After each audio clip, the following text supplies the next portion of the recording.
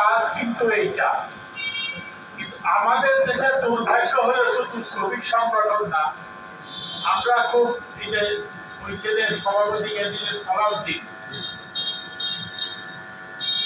নির্বাচনের জিতার জন্য আমরা জাতীয় নির্বাচন বলি, আর ট্রেড ইউনিয়ন বলি, ইউনিয়ন পরিষদ বলি, উপজেলা বলি, খুব ভালো ভালো কথা লিখি আকর্ষণ বাড়ানোর জন্য। কিন্তু বাস্তবে গিয়ে ইচ্ছাকৃতভাবে অথবা অনিচ্ছাকৃতভাবে আর সেইটি আমরা প্রতিপালন করি না বা কার্যকর করি না বা করতে পারি না। তো এটা ভোট দেওয়ার এক ধরনের কৌশলে পরিণত হয়েছে এবং এটা এক ধরনের প্রতারণাও বটে। যেমন আমাদের দোকান মালিক সমিতিতে রিপন সাহেব ফকির ভাইরা আছে, আমার ধারণা যে আমি যে মতামত দিই তার 90% সাথে তারা একমত না,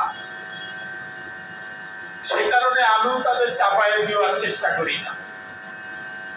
এখন অনেক ক্ষেত্রেই এড়াইয়ে চলি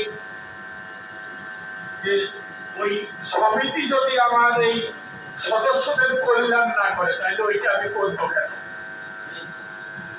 আমার কিন্তু এটা করার দরকার নেই যদি কল্যাণ না করে। আবার আছে যে ওখান থেকে